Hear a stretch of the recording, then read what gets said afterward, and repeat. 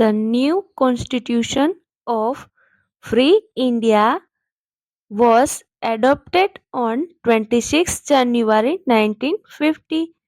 આઝાદી બાદ ભારતનું નવું બંધારણ કોન્સ્ટિટ્યુશન એટલે કે બંધારણ. આઝાદી બાદ ભારતનું નવું બંધારણ 26મી જાન્યુઆરી 1950 અપનાવવામાં આવ્યું. Thus, India became a republic on day. તે દિવસથી તે દિવસે આપણે ભારત છે એ પ્રજાસત્તાક બન્યું. So we celebrate it as our Republic Day.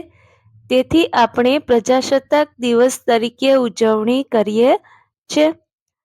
It is our national festival. તે આપણો રાષ્ટ્રીય તહેવાર છે. It is public holiday. તે દિવસે જાહેર રજા હોય છે.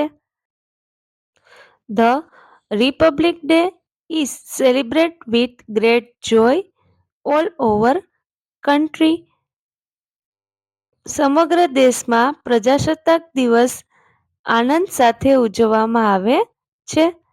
The President unfurls the national flag in Delhi. President એટલે રાષ્ટ્રપતિ અને અનફોલ્ડ એટલે ફરકાવું, જે આપણે રાષ્ટ્રધ્વજ ફરકાવીએ તે.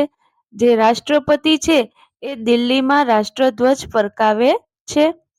There is a march past by the armed force and long procession of floats from different states. જે સ્ટેટ્સ એટલે અલગ અલગ રાજ્ય, અને ફ્લોટ્સ એટલે સરઘસ માટે, જે પ્રદર્શન માટે જે સરઘસ નીકળતું હોય દિલ્હીમાં, ત્યાં જે પ્રદર્શન માટે વપરાતું સરઘસનું જે વાહન હોય તે. અને પ્રોસેશન એટલે કે સરઘસ. શું કીધું હવે આખું વાક્ય આપણે જોઈએ તો કે સૈનિકો દ્વારા માર્ચ પાસ્ટ એટલે કે કૂચ. સૈનિકો દ્વારા કૂચ અને વિવિધ રાજ્યોના ફ્લોટ્સ જે સરઘસ માટે વપરાતા વાહન દ્વારા લાંબુ સરઘસ નીકળે છે. School children present a variety of drill and dance. Drill એટલે કવાયત અને ડાન્સ એટલે નૃત્ય. શાળાના બાળકો દ્વારા વિવિધ કવાયત અને નૃત્ય રજૂ કરવામાં આવે છે. The national flag flutter on all government office and other building. તમામ સરકારી કચેરી અને અધર બિલ્ડિંગ એટલે અન્ય ઇમારતોમાં પણ રાષ્ટ્રધ્વજ ફરકાવવામાં આવે છે. The Republic Day is also celebrated in school and college.